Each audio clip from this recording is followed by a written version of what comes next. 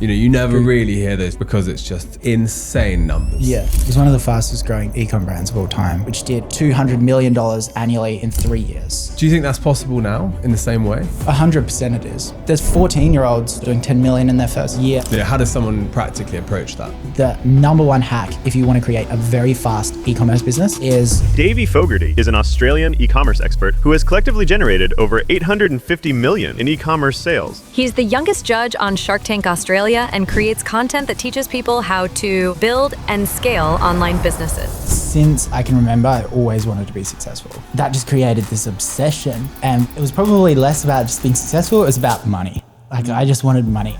I went and launched multiple businesses, but I have no idea what I'm doing. And then I just kept failing all of these businesses. But every single time I learned a lesson. And that lesson then led me to creating calming blankets, which did $10 million in its first year. And suddenly I was an overnight success. About 4 or 5 months into that, I launched the Oodie. That went to $200 million annually in 3 years. And I was like, wow, this is so easy. I'm a genius. I'm a genius.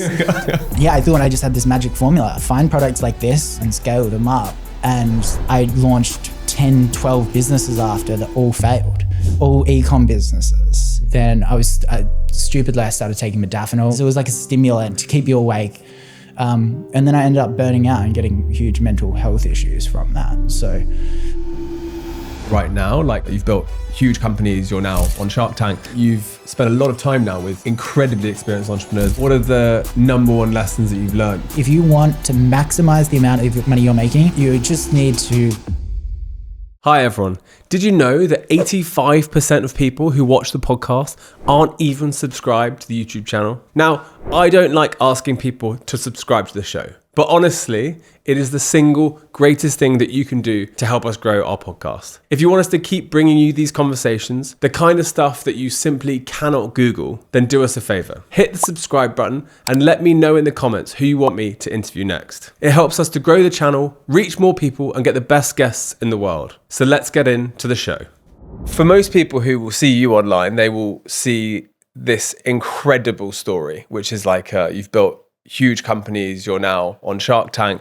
I think before we get into that, I'd like to sort of talk about an area which I find fascinating about entrepreneurs, which is sort of how an entrepreneur comes to be, because a lot of people want to become entrepreneurs. And so can you remember being a youngster and thinking about being an entrepreneur? I've seen some amazing clips of your school and so forth. So talk us through that sort of age. So, 13, 14, 15, what's going on for you? Yeah. So since I can remember, I always wanted to be successful.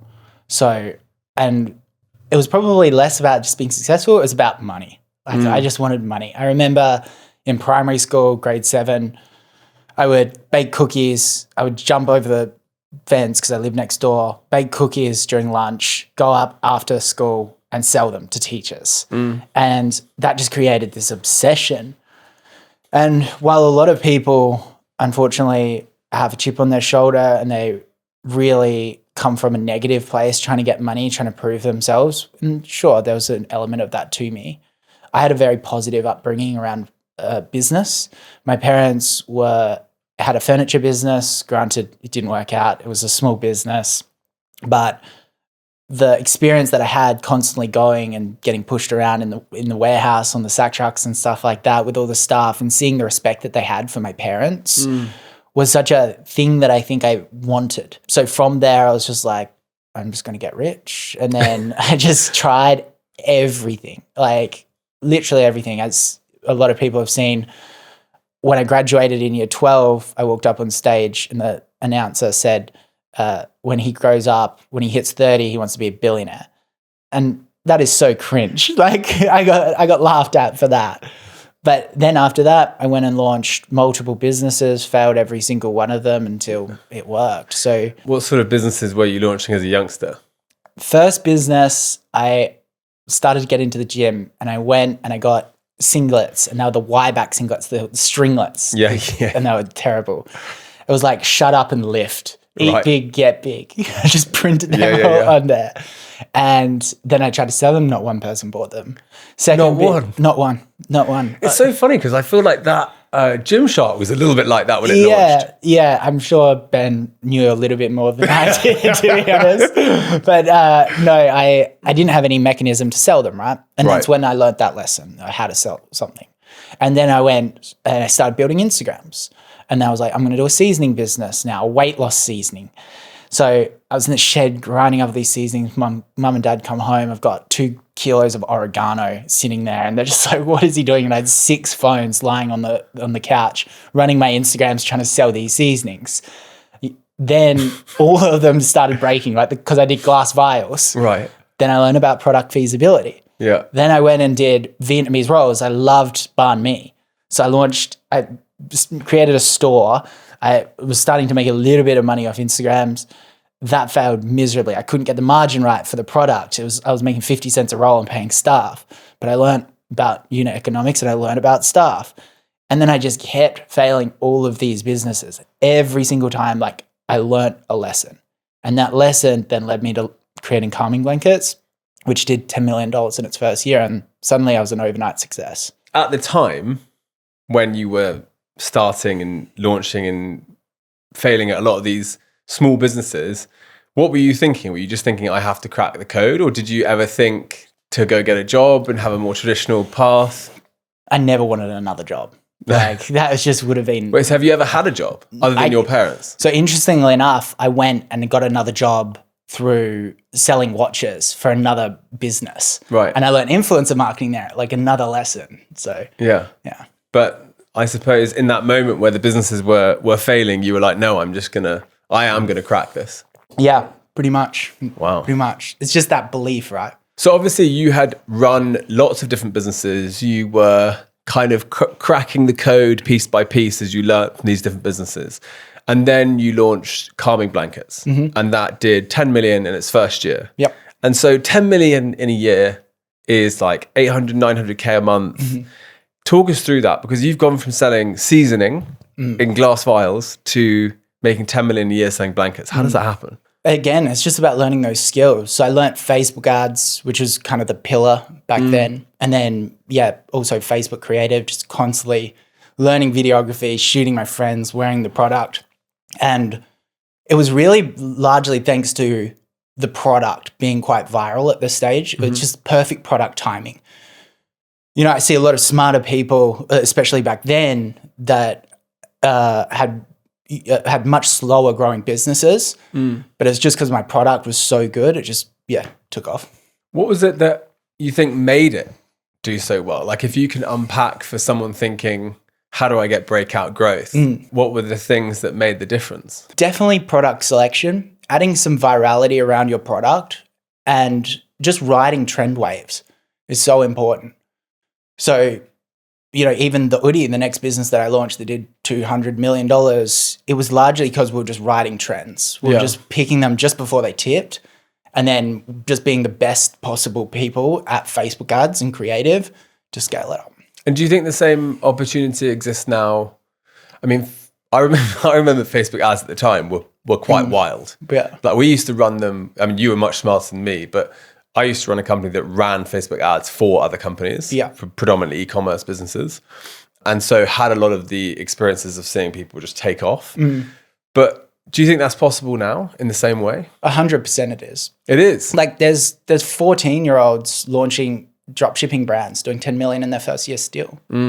And that opportunity, I don't think will ever go away, simply because I think algorithms are becoming a larger part and continually becoming a larger part of our lives. So, you know, what was that recent toy thing that just went viral? Or Dubai chocolate, right? Dubai chocolate, yeah. Like, pistachio prices have skyrocketed because of this random chocolate on TikTok in Dubai. Like, that in itself shows just how crazy this is getting. So if you can put yourself in front of those trends, and this is a skill set, you need to be able to recognize what trends are going to tip and be profitable for you, and then apply that through e-commerce, and you can 100% achieve it. And so how does someone who's watching this, how do they practically think about spotting trends? Like, how do you think to yourself, okay, where is like a rising tide? Yeah. What is something that's taking off that I can add to? how does someone practically approach that? Yeah. I think the people that are best at spotting trends are just very observant, right? Think about the first time that you heard about Bitcoin. It was probably a throwaway comment from someone smart at a conference that was just talking about it, and you dismissed it. And I think that the people that are the best and the richest from spotting trends are the ones that would go, hang on, explain that to me just one more time. Yeah. And I think this can be applied. You don't need to be at a conference. You can be a kid in school, but you're like, oh, wow, this kid really, really likes this cookie that exists in this US. Like they're just scrolling on social media and they're obsessed with it. How do I now apply that to a business itself? So just being incredibly observant. The Bitcoin example is a good one. I think the same thing, like last week, I was in a room of entrepreneurs who were talking about effectively like evolution of AI, and everyone thought it had happened. Yeah. And I feel like it's happening right now, day by day. Every day there's a new tool. Every day there's a new like billion-pound company overnight doing something that was done before, but with AI. But I think that people sometimes they hear or see news and they go, oh, it's complete. But some of the companies you look up, they're 4 months old. Yeah. So the opportunity for entrepreneurs right now, I think, is probably the best it's ever been. Definitely. We're in innings 0.1 of AI. Yeah, exactly. They've been investing, it shows on Microsoft's balance sheet, they've been investing in AI for 40 years. And whether we define AI, how we want to define that, maybe just machine learning. But sure, it's about to tip and become rapidly advanced, but we're so early. And ironically, everyone's so scared about AI and they use it as an excuse to not become a copywriter. They're like, why would I become a copywriter? AI is going to replace that. Ironically, that is the reason why you should become a copywriter, because there's going to be a disruption in the space and the copywriters are now all going to use AI tools, and now the field has just been leveled.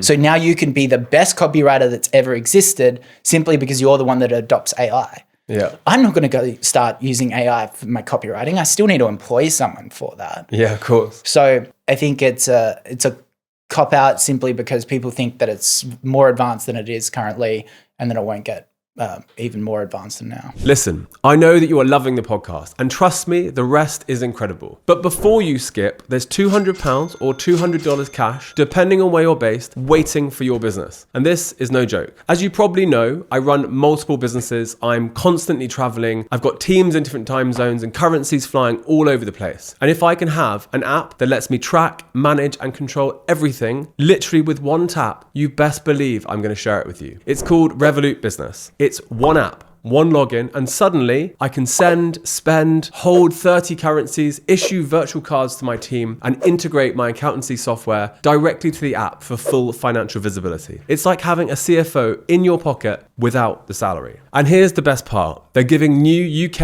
and US business customers £200 or $200 welcome bonus just for signing up and topping up your account before the end of August. If you are a founder, a freelancer, or you're building something from scratch, I highly recommend you checking this out. Sign up to Revolut Business at www.revolut.com/RB/wake-up and add money to your account before August 31st, 2025 to receive £200 or $200 welcome bonus. Subscription fees and terms and conditions apply. Available for business customers in the UK and the US. Okay, let's get back into the episode. It's also like there's so many different ways you can think about business in that context. Like you could use AI to make yourself an amazing copywriter or an amazing designer or whatever, and sell those services to, slightly more traditional, less technological businesses. Yeah.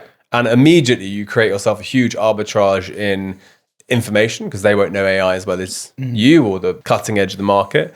But you could also then take the view that you're going to build some form of tool with AI, because everything right now, in my opinion, in the next few years will get rewritten with an AI engine at the core. Definitely. And sometimes it just means that bigger companies who have all this legacy tech won't be able to move as fast as new companies. Yeah, I totally agree. I think it depends who we're talking to here. I think if you are a beginner and you're just like, how am I going to make my first $10,000 a month? Yeah. Just go and sell your services for AI to any business niche that you can get through the door of.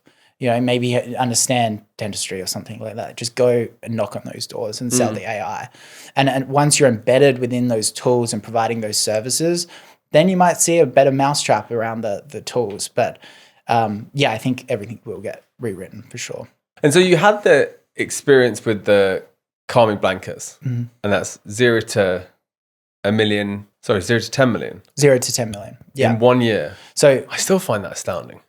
E-commerce is a little bit different. It's not your margins that you love. Most e-commerce brands are broke, to be completely honest.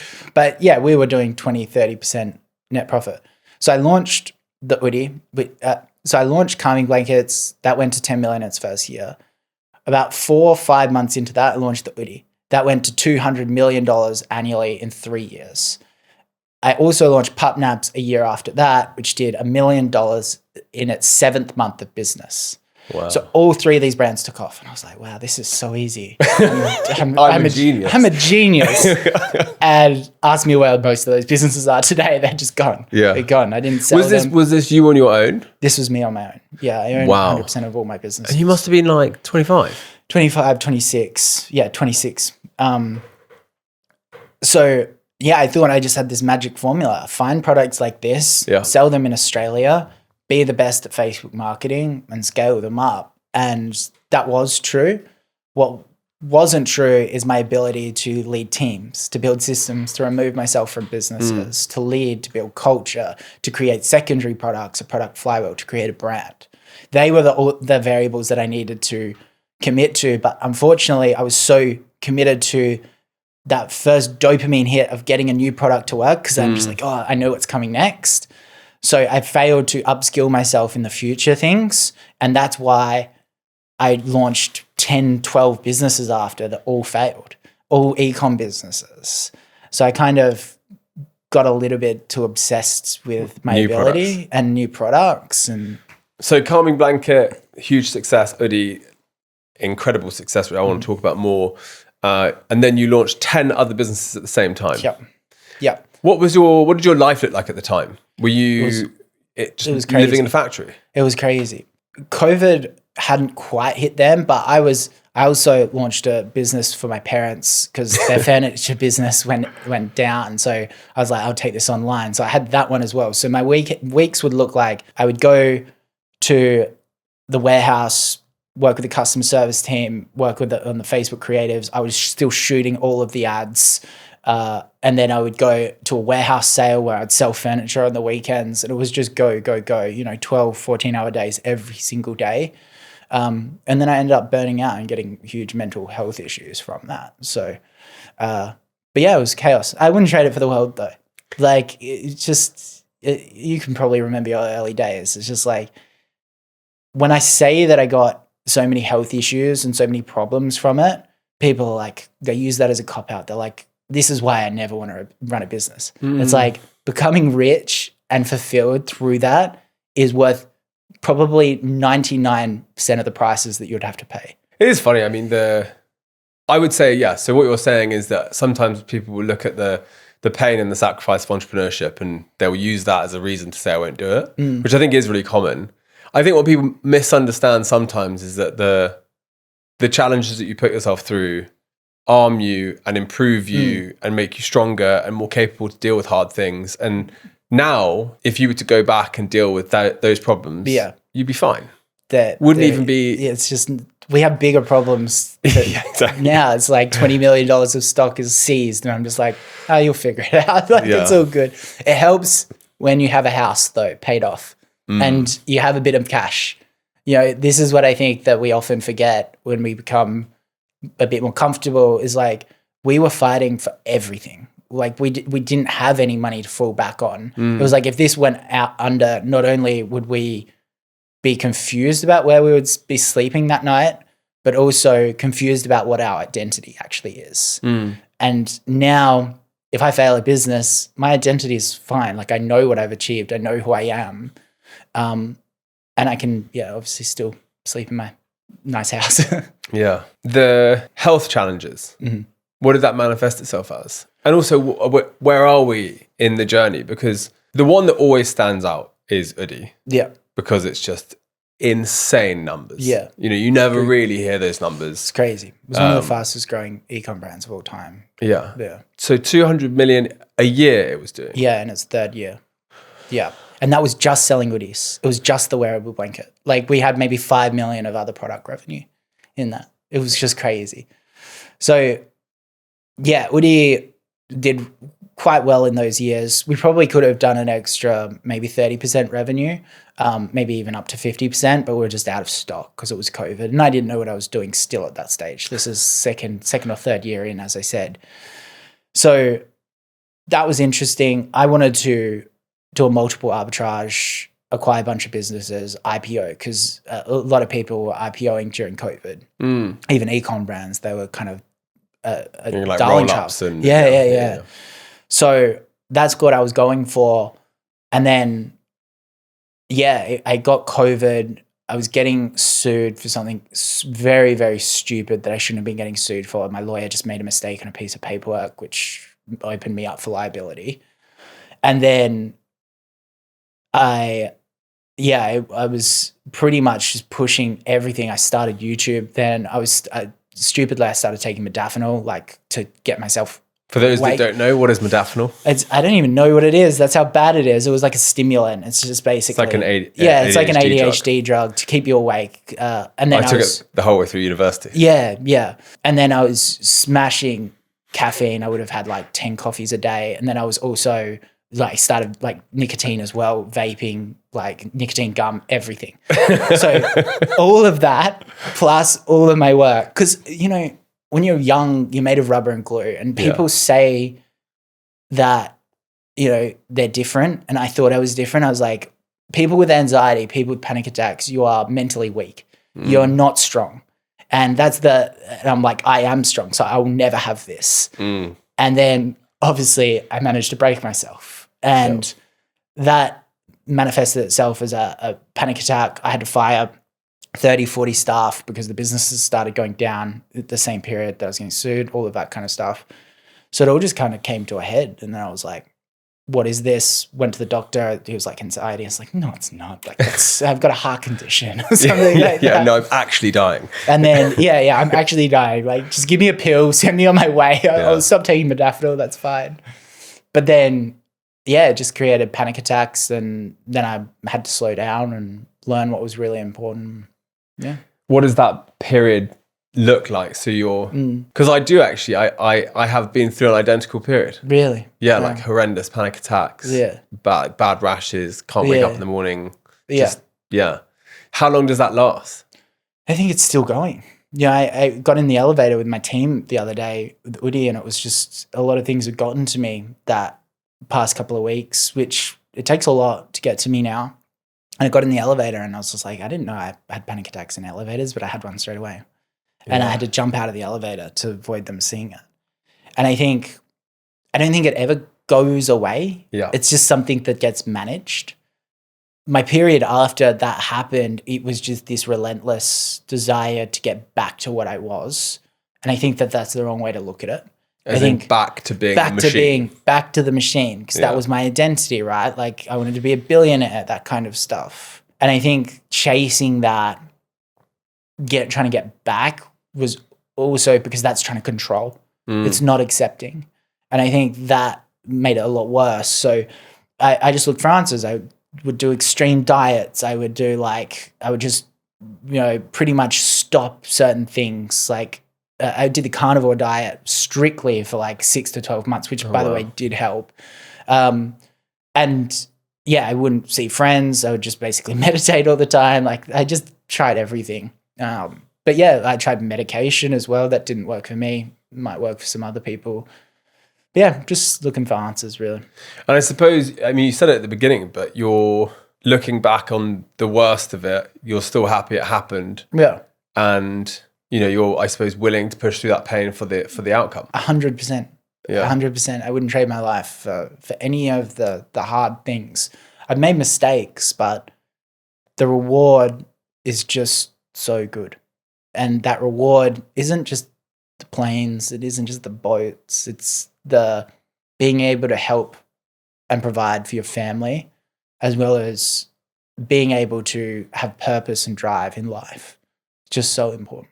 Do you feel the need to be the, crazy growth startup founder, the competitiveness? Do you still feel that now? I feel like I can be easily convinced into that state by who I'm hanging out with. That's a good point. I'm a very susceptible person, which makes me, and I've learned that about myself, and it made me such a great entrepreneur, right? Like I would go to these conferences and I would be like, this guy's doing this Facebook hack. I implemented it within 12 hours. And that susceptibility can be for negative traits as well. Drinking when I was growing up, like just partying nonstop, very, very bad traits. So now when I'm hanging out with very mindful people that are balanced, that have values that I think that will make me happiest, right? Everyone's different. If I thought that more money would make me happier, then I would hang out with money-driven people. That's fine. But yeah, I think it's about hanging out with the mindful people that remind me, some of them are more successful than me, but they remind me that there's other things in life. It's interesting because I think that sometimes people think that success is easier than it is. Like to have exceptional outcomes, you have to put in exceptional effort. Like it's incredibly rare. I mean, it might happen and sometimes people inherit it, but to get to exceptional wealth, you have to often put in probably 10 years of course exceptional It takes effort. 5 years to get good at anything. Yeah. And then it takes 5 years to get the reward from it. Yeah. Are you distinctly aware of things that you sacrificed along the way? Yes, most definitely. Which is the peace of mind that I no longer have. Like, sure, sometimes it comes, I've actually tracked this. Like I have a tracker. It's just like about my anxious levels throughout the day. I tracked it for 4 months. And it's like 2 weeks of perfection, happiness, peace. And then it's just 1 day of just like, I could have a panic attack. This is awful, that kind of stuff. To remember the days when that wasn't a thing that just sounds euphoric. So I know I've sacrificed that. Yeah. Yeah. I think you will come out the other side of that. Just from personal experience. Annoyingly, it coincided with I got married 3 years ago now. And my panic attack period and unbelievable stress, anxiety period was just before my wedding. Oh, wow. And it's so interesting that now I would say I am without anxiety. Yeah. Completely. That's amazing. That's great. I haven't had a panic attack for years. And yeah, I remember my wedding so well. We had a week-long wedding, which is obviously ridiculous, but the whole week I was anxious. Yeah. And I'd never been an anxious person, but part of me had been broken by my work. Yeah. And I think that, if you take a good sustained period of time off work, you rejig your health and so forth, like you sounds like you're doing. That's the first thing that the doctor said. Just like, I think it was one of my psychs. He said, just stop working. I stopped working and anxiety went away. Oh, I was of course. I was like, shit, I don't want this to be the cure for it. Yeah. So yeah, that's great that you came out the other side. How did you do that? Accepting that the things that I once cared about, I don't care about as much anymore. And it's so funny that you said at the beginning, I don't think I ever said when I was younger, I want to be a billionaire, but I certainly wanted to be really rich. Well, and I think that in many ways, that is somewhat the quest you have to go on to go through and come out the other end and be like, it's not actually what I wanted. Yeah. And so, I took a very long sustained period of time off work. Yeah. And I think that was really, really healing. And I think also I was a bit lucky in that, because I'm 5 years older than you, COVID for me was probably the moment just before I was selling my business. And COVID destroyed my business. But at the same time, it was I've got nothing to do now. I can't work. So I had to see friends. Yeah. And for me, it was okay, I've just reconnected with all my friends. Wow, we don't talk about work. We talk about everything in life. And I think that it was a nice handbrake. And then coming back to work slower, being better at delegating, I think also you learn so much more about creating systems, about hiring better people, about trusting people. Whereas I think when I was younger, I just tried probably to do everything myself. Yeah. Mine stems from what people think about me. I think like if I'm in an elevator by myself, I'm not having a panic attack. I don't care about elevators. They're safe as hell. But if I'm in with other people that I know and I'm scared of having the panic attack in there, and this is extremely common. You know, I know lots of people that are like this. But this is the thing, once you know the trigger and the reason why you're thinking this, it's just about repetition. And you can't, through 10 years of insane behavior, reverse something in 2 years. And it's been 2 years for me. You know, it might take 3 years, it might take 4 years. And it took me, 5 years probably. Yeah, exactly. So I think for anyone like that's listening, that's going through it, it's just like, it's more common than not, I would probably say, especially for people that are aspiring to be something, you know. How do you think about what other people will think of you now? Because I would say that's a big driver for why a lot of people want to become very successful. Yeah. Yeah. So I never used to post like flexing stuff. Like I would be too scared to post that. I would always wear ripped clothes to dress down. And I used to say that's because I don't care what people think about me. But realistically, that was me trying to protect other people's feelings or their opinions of me that I was a wanker. Right? I was doing those things. So now when I buy something like, or something that like some nice clothes or go on a nice trip and take some photos of it, that is more genuinely like what I want to do from that thing, caring less about what people think. So I think there's a lot of small things that you just start changing over time. But again, it comes in waves, comes and goes. I probably wouldn't have initially come up with that. But I think that probably was more, I was more in my 20s. I think the chip in the shoulder is an interesting one because I definitely wanted to make a lot of money.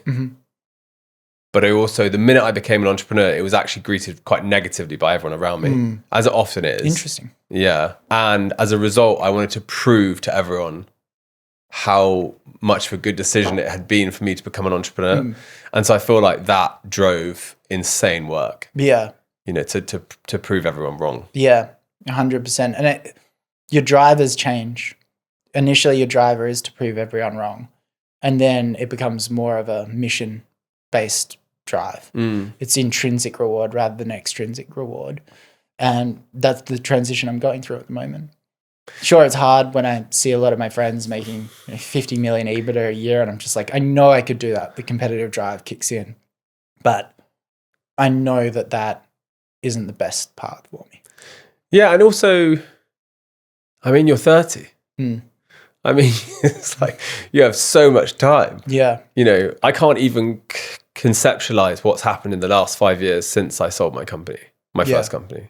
Is in like the speed, rate of change. Yeah, the rate of change is mind blowing, and the leverage you gain from lots of things that, you know, whether it's like selling a company and therefore reputation, or selling a company therefore the ability to raise money, or you know, an audience because that brings awareness. Like whenever if ever you wanted, and you shouldn't, or you know, don't necessarily, but if ever you did, it would be there the minute you went back. Yeah. Right now, the level of entrepreneur that I am compared to what I make is just so out of kilt. You know, I make way less than I should. And that's always been the opposite previously. Did I deserve to have a $200 million company at the age of 27 or 28? No, I didn't know anything about team building. There was far better entrepreneurs than me doing far less. 200 million a year. It was crazy. And now it's flipped for the first time ever. And there's a certain freedom in that, because before I was chasing, I was like, this is all going to get taken away from me. I have no idea what I'm doing. When you get a certain level of conviction in your ability to execute in a business, that is a certain freedom that, you know, you really should strive for.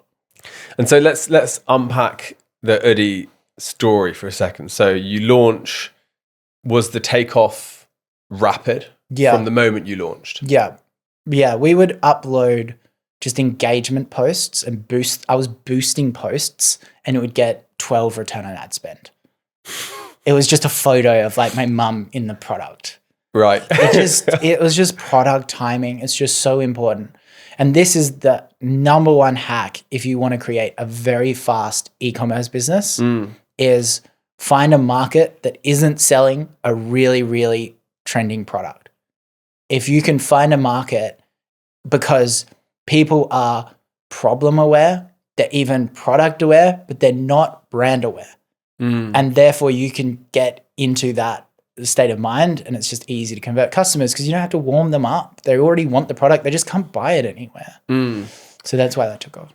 Do you think that's because of being in Australia that you think very specifically like that? Yeah, because it was, I would just literally grab a product and boost it in Australia and it would go crazy. But funnily enough, I did it in the UK as well. UK is our biggest market for Oodie now.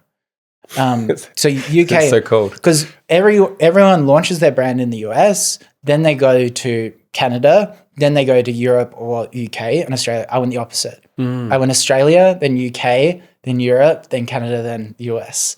And because I was doing that, I was the first to market in each of those things. And now US is our smallest market, but that doesn't really matter, does it? No. It's funny, like I mean, I never went, but like Harvard Business School will teach you that as like a method. They'll be like, okay, so you can see a business in Europe and you take it to America, or you see a business in America, you take it to Europe. Like the same thing exists now, like identically. But the difference now is that historically you would have to build the business from scratch. Like you would have to build the teams, the systems, the tech, all of that. Whereas now you can spin up loads of third-party softwares. Even Shopify is the gateway to e-com. And the same way with AI, you're not building an AI. You're just building a layer on top of ChatGPT. Yeah. And so if you see something that's doing incredibly well in the US that doesn't exist in the UK, you might as well. And it's the exact same thing exists with AI, but less markets, more about niches or just single use cases. There's riches and niches, right? Just find these single use cases, because Facebook is an auction, right? Like Facebook will find the users. And I think people grossly underestimate the element of competition in that bidding system of Facebook. I think as soon as there's a second or third competitor for that exact product, it grossly increases the CPMs and changes the business.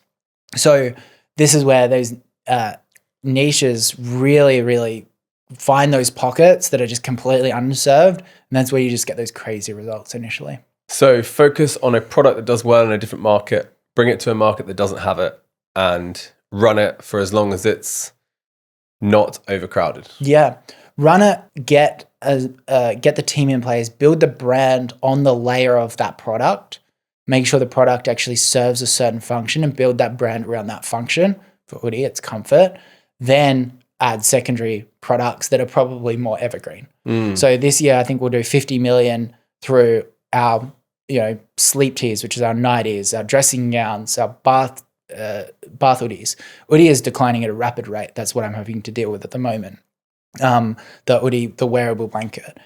The pace of that is faster declining than the growth of the other products, but they're all growing at 20% a year consistently for 3-4 years. So I just need to extrapolate that out and be patient, and it will get there. So it's about riding that wave as much as you can, getting the cash, focusing on product and brand. You build a sustainable business through there. And so obviously online, there's a huge trend of people becoming like dropshippers and Shopify store creators. I often think when I look at them that the thing that they don't do is they don't do that. They don't build the brand. Yeah. They sort of launch the product. It might do well to begin with, but over time, it's just one of those power laws about life. If you do anything well enough, other people are coming in. Yeah. And so they very rarely build the brand. Yeah. And I think that's where most people are going wrong with that strategy, is that they could have one winning product, but it's about the founder architects. So the founder that knows brand very well is not going to get to 10 million in their first year because they're focusing on brand. They're not focusing on aggressive acquisition. Yeah. And I think that the founder that can get to 10 million the first year, which was me, doesn't understand what a brand even is. I couldn't even define what a brand was when I was doing 10 million a year. You know what I mean? Selling products. So this is why the people that continually get successful and build long-lasting businesses have a very broad range of skill sets, but they weren't always like that. So it's identifying the skill gaps that you have and then closing them as quickly as possible. I've just recently started a coaching business, a mentoring business, and I had a call with someone. I was like, where am I going to stuff this up? And he was like, e-com people do not know how to do sales calls because they've never had to. They close it all on Shopify. And sure enough, our close rates on like our sales calls were like 5%, 10%. Yeah. And I was just like, I need to hire someone to teach me this as soon as possible because we just don't know that. So it's just about, going to what you have a genetic predisposition or environmental predisposition for being good at, amplifying that as quickly as possible, and then closing the skill gaps. So what do you think of the tools that a prospective e-com seller should be thinking about right now? Like, where am I looking to source products?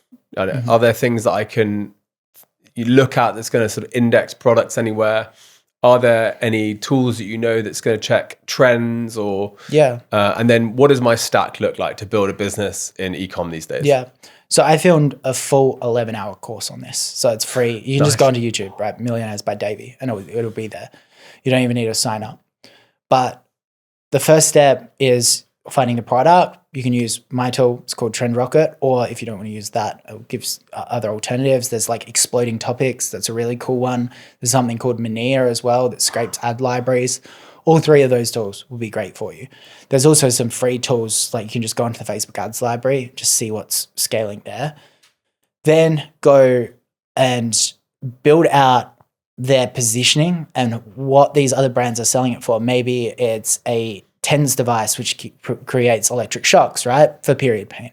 You write down that, then you understand all the use cases, but then you realize that there's an avatar that is not being served by that, which is like muscle recovery, such as ultra marathon runners. Now you have unique positioning with a unique product for a market, and you can suddenly scale that very, very aggressively and test it in that avatar. And you can do this simultaneously. You can launch quite a generic store like for the TENS device, and you can just do this through the advertising creative. Create one for muscle cramps, one for period pain, one for ultra marathon runners, whatever, and see what takes off. Once that happens, then you can scale up the landing pages and just kind of build the brand around that use case and that avatar. Very nice. So you had this explosion, got to 200 million a year. What happened after you hit the 200 million? The business had more competition? Yeah, I think we did. I'd have to check, but I think it was like 190 million the next year, 180 million in the next year or something. Like it was still solid results. It was pretty good. But yeah, we started to get a lot of competition. The trend started to fatigue. COVID was obviously a massive accelerator. So there's mean reversion there. So that was a big part of it. But yeah, I just went into, I actually had to step down as CEO after that because I was spending maybe 2 hours a day on Oodie, focusing the rest on YouTube and all of these other businesses, trying to save them, which was a stupid use of my time. I should have been focusing on the main thing. But yeah, I started focusing on those, and it was just probably more around getting myself right in those periods. And so you hired a replacement for yourself? Yep. How do you go about doing that?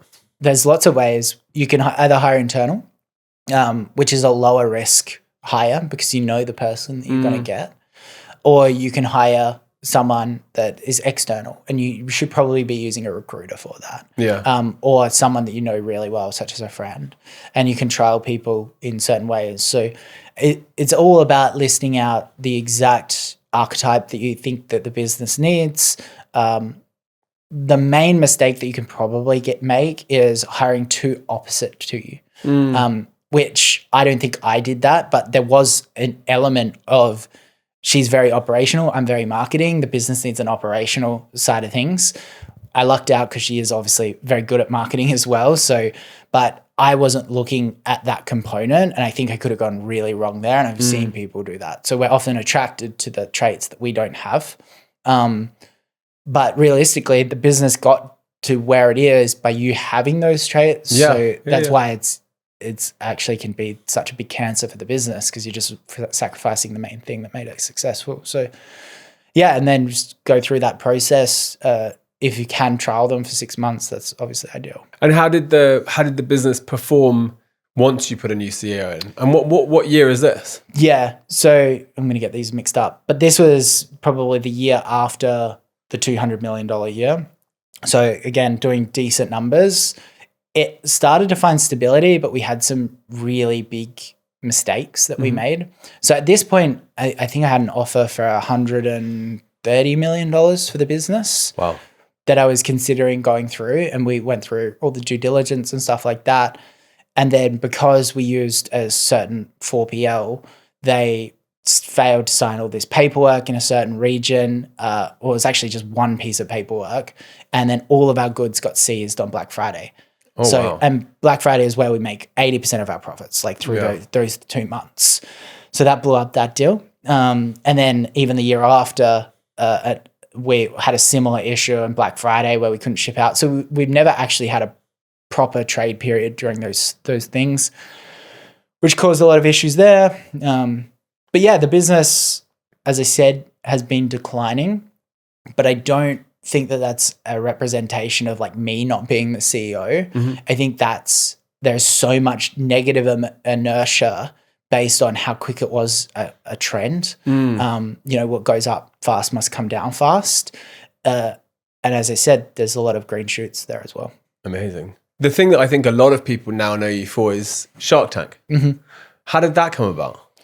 The thing that a lot of people don't understand outside of the UK and Australia is just everyone just knows my product. So in Australia, like every single person, one of my friends is a property valuer, and he goes into 11 houses a day, and every single house that he goes in, there's either an Oodie in the wardrobe or the person's wearing an Oodie.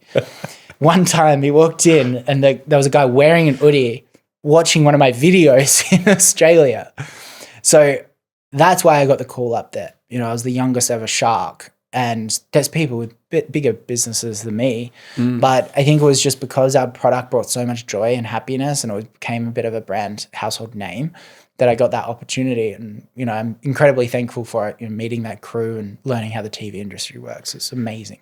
I think also, you're young, exciting, you've built a new age business, you show younger people that it's possible with a new age style of business. Like, I don't really watch our equivalent here, Dragon's Den, very often anymore, but like growing up, I watched it loads. You should go on it. You'd be good on it.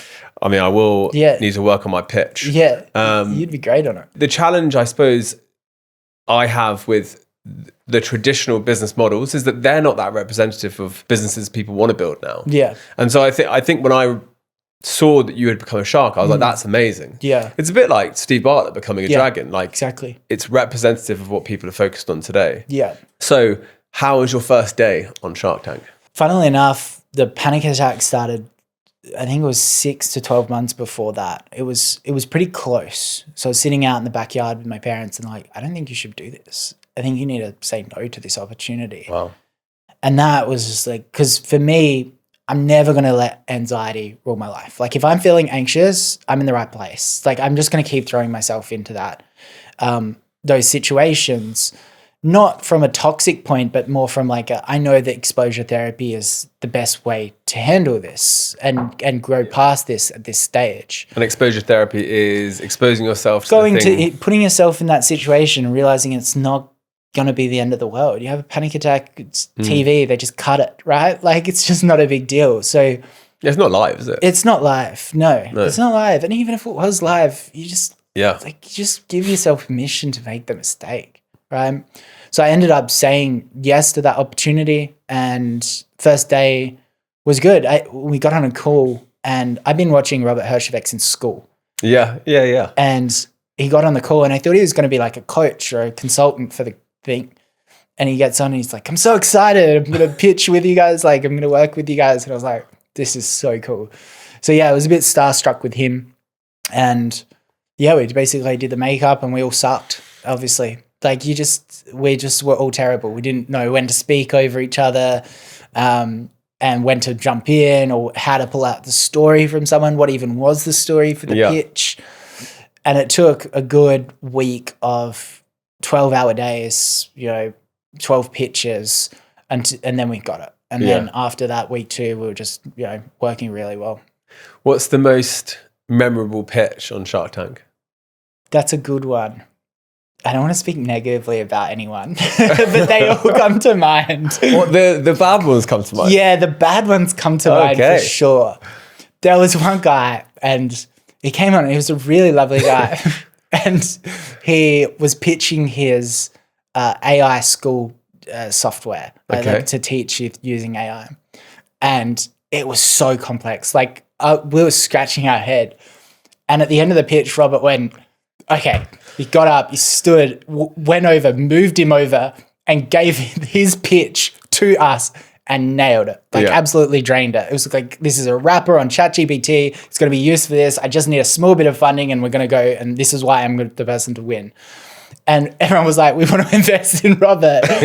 And that was pretty bad. But there's been some really good ones. You know, we recently had a person on there and she was selling a glue that stops women's dresses from falling down. And it was sweat didn't do it. It was only water. So you'd wash it off at the end of the night. So you don't have to wear tape.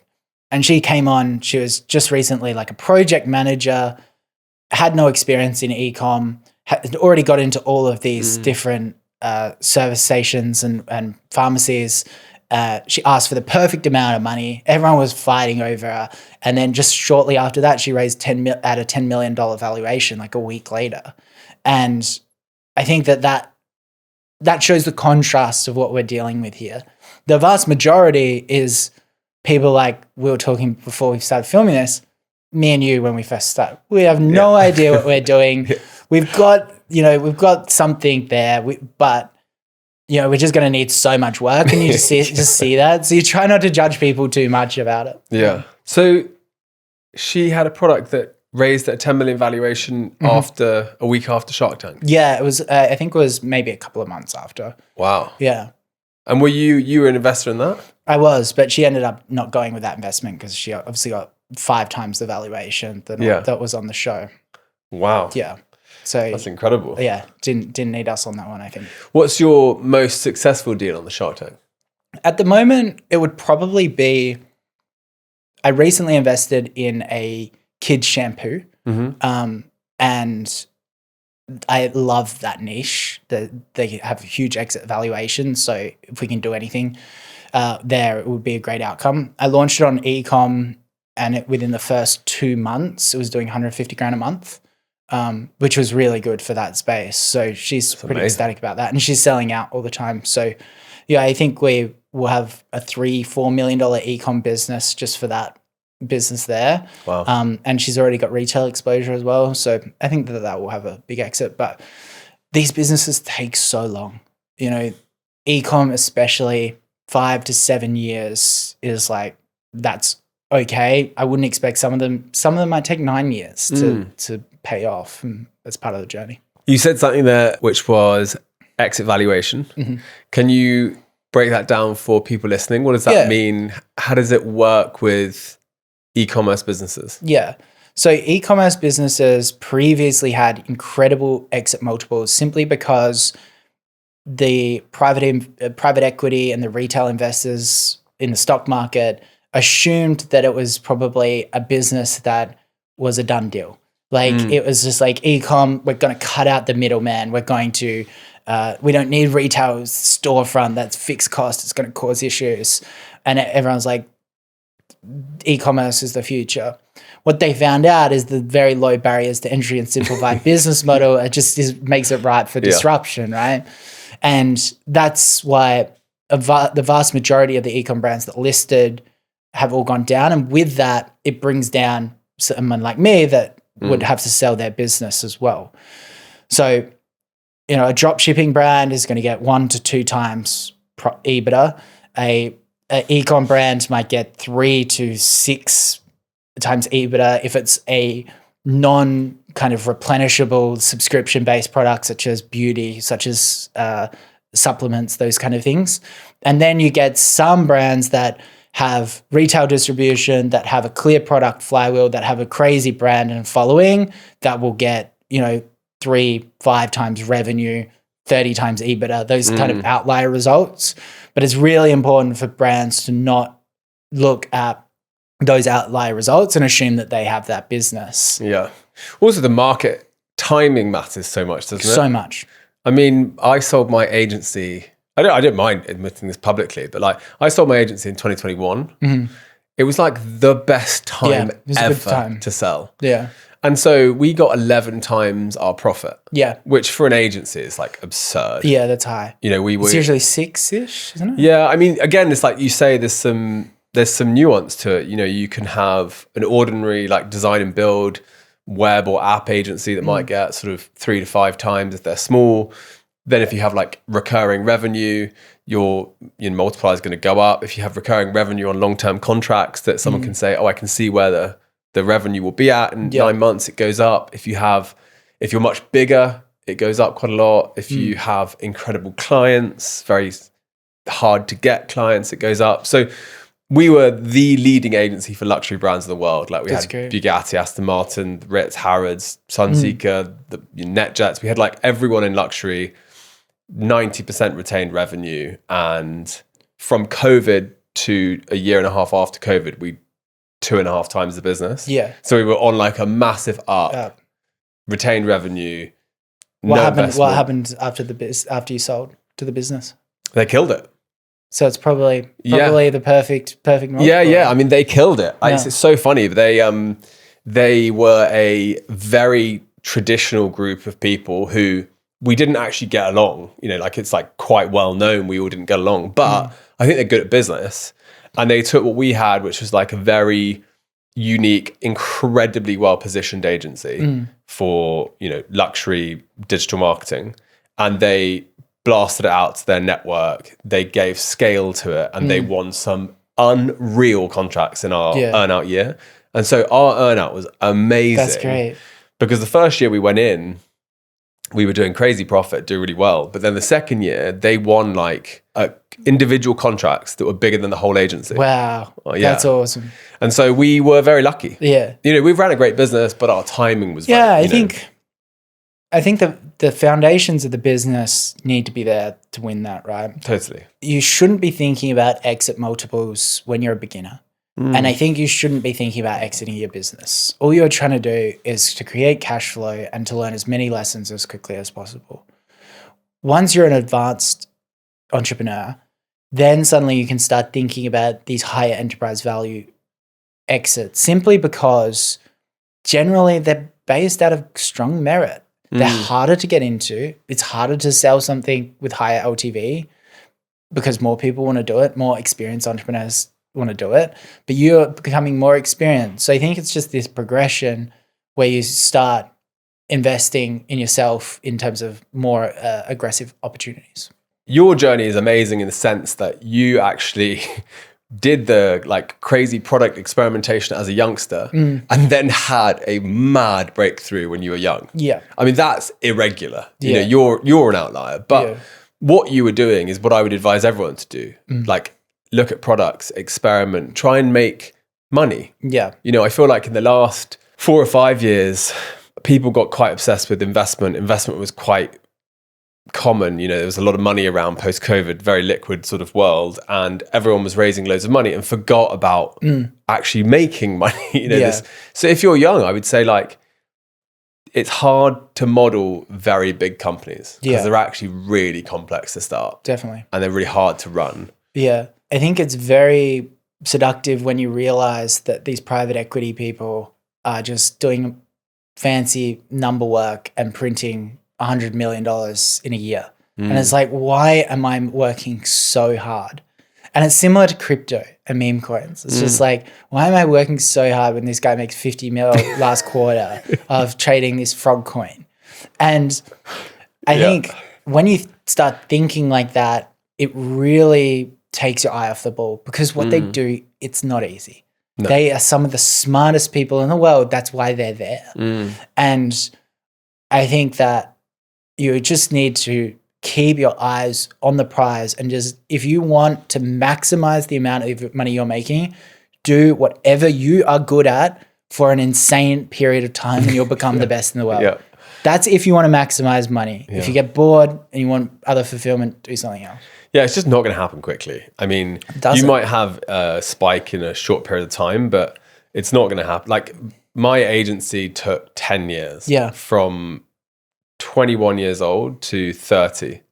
And I think it defined me. Like, it taught me how to be a marketer in all guises. And I think, again, like, you think about where the real money, big money, sits in like private equity. I was reading about Doc Martin sold for like 250 million to a private equity who then scaled it. and then they sold 12% for 200 million. Yeah. There's a huge survivorship bias that we have with this stuff as well. It's just like for every story like that, I hear 10 bad stories. Yeah, or more. Yeah, or more. Yeah. And I think that's the things that I need to constantly remind myself. Otherwise, I'm just going to start trading meme coins, to be really honest.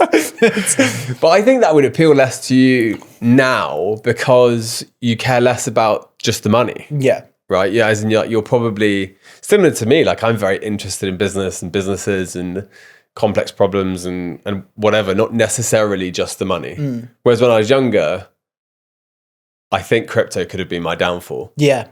Yeah, you might be right. For sure. Yeah, I lost 50 grand on a frog coin the other day. I was really flat about it. I was like, this is my meme coin career. That's over. Yeah. Well, are there any deals on Shark Tank that you've passed on that you look at and you're like, really wish I'd got in on that one? It's still a bit early with the Australian ones, but it hasn't been that Ring Doorbell story. Do you know Ring Doorbell? And they ended up selling for 1.5 billion and then he became a shark. There hasn't been any of those just yet. And what are the number one lessons that you've learned from the other sharks? I never could do public speaking. Like people assume that I'm good at public speaking because I'm on YouTube, but it's just like I started that because, you know, I had a speech impediment growing up. I was so insecure and I was like, I need to get in front of a camera. The first video I did, I had to get drunk to actually speak to the camera. So I managed to break through that. But public speaking was always just this big no for me. So I never, as a CEO, stood in front of my team and addressed my company. Would always do it via Zoom. If anything, I'd turn off the camera just to speak to it. It was that bad. And I was fortunate enough to have 2 weeks with Robert in LA just as he retired. He was just like, I want to do content now. So we basically hung out with him for 2 weeks. And he was telling me a story about how he presented to Jeff Bezos and the Amazon team and stuff like that. And I was like, don't you get nervous in front of these people? And it's like, I've done so many remarkable things in my life that I know that I don't need to compare to them. I have my own great story and they have theirs. And literally the day I got off the plane, usually when I'm tired, I'm even more anxious. I went and I stood up in front of my team for the first time ever. We had a conference that day. There was 40 people in there. And everyone was like, what the hell just happened to Davie? And this was just from me, just like, this is why you've got to be so careful who you hang out with. If I'm hanging out with someone that makes me feel bad about myself or is like, you need to speak better in this way, I'm not going to go home and do that. But I was with someone that was just constantly so uplifting in that area that it raised me there. So yeah, I learned a lot from him. Amazing. The position you find yourself in now, so you've got so much opportunity in front of you, as in you could choose almost any industry to put your hand to. Like, how do you think about your next couple of years? Yeah, I get a tremendous amount of joy when I see people send a message in my Discord or just DM me on Instagram and they're like, you made me rich. It just makes me happy. It really does. And I think because how much pain I went through when I was growing up through that stuff, if I can just prevent that for certain people, I just find that be the most rewarding thing. And it's not all altruistic. It's a for-profit company. Like, we make money. But I can make money in any regard, but I can only deliver outsized value by teaching my lessons in e-commerce to these people. Like, that's where I think that my calling is at the moment. It's a great calling to help other people. The thing I always think about, I suppose, with people like you is if you had you to train you, how much better. I don't know how we learned what we did. There was no YouTube tutorials about that's what everyone Facebook forgets. ads. So I don't know how we figured it out, to be honest. I think it was just about talking to certain people, like talking to people that have walked a path. Like, that was the most important thing. But yeah, it's important that this information exists. And lots of people are just going to keep building their brands and build them to $500 million. And I admire that. You know, I failed to do that. But I think that there needs to be someone that has walked at the levels teaching this stuff, because the rest of them have made $1 million in their life and they don't actually know what they're teaching. Yeah, so true. The thing that's funny about when probably you and I were learning it all for the first time is that I just feel like the rate of change is faster now. Yeah.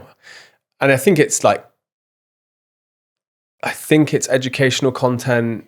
I think it's also the tooling. Yeah. Like if I look back at my dad's business, and I was with him on the weekend, he was talking to me about setting it up. Yeah. And like in setting a business like that up, it just took forever. Yeah. Because you had to create everything from scratch. Whereas nowadays you can read and learn online everything you possibly need about ads or virality or personal brand or product, and find yourself in these. I remember showing my grandpa and my dad my P&L. I think it was like the 6th month, and it was just like, this business will make more than their businesses have ever made in like its 6th month. And it's just like, and that's why I have a tremendous respect for like previous people in every industry, right? Like, sure, am I going to outgrow certain people in social media? And did I outgrow a lot of brands that existed before me? Yes, but I had all of their lessons to walk on. I had all of their teachings. I had all of why they failed. And that's why I'm not going to be sad when a 14-year-old outgrows Oodie and creates the fastest growing e-commerce business ever in Australia, because, that's just progression, and it's good for them. And they probably learned from you. Yeah. Well, they did. They 100% did, as I learned from my grandpa, as I learned from my dad, So what do you do nowadays that does make you truly happy? It just fluctuates so much. It's like, and that is the key to why you should work really hard for 10 years, because I have the liberty I can change whatever I want to work on every 6 months. At the moment, I just love training. I'm just getting really into fitness again, which was something that I loved when I was a kid. So I'm really, really enjoying that. I'm really enjoying the YouTube side. We're just launching new vlogs, which is pretty cool. I can just travel the world and do what I was doing and just talk to the camera and share a bit of wisdom. Like, that's pretty fun. So yeah, definitely the YouTube side, the coaching side, and the fitness side. And like what do you like in your sort of outside of work? Do you have a lot of friends? Do you, is it a quiet life? Yeah. So I have a girlfriend. I've had her for 14 years, since grade 12. So we've been together for ages. Grade 12 is 17, 18 years old. Okay, yeah. And then all of my closest guy friends, I have 10 of them. They're all from school as well. Wow. I bought a farm so I could just basically go and just hang out with animals. And yeah, I'm just chilling. I just have them up on the weekends. And those 10 guys, are they entrepreneurs? No, not one of them. Not one of them? No. Wow. Well, one of them, but the rest of them aren't. We don't talk about business. We just chill. And this is the thing.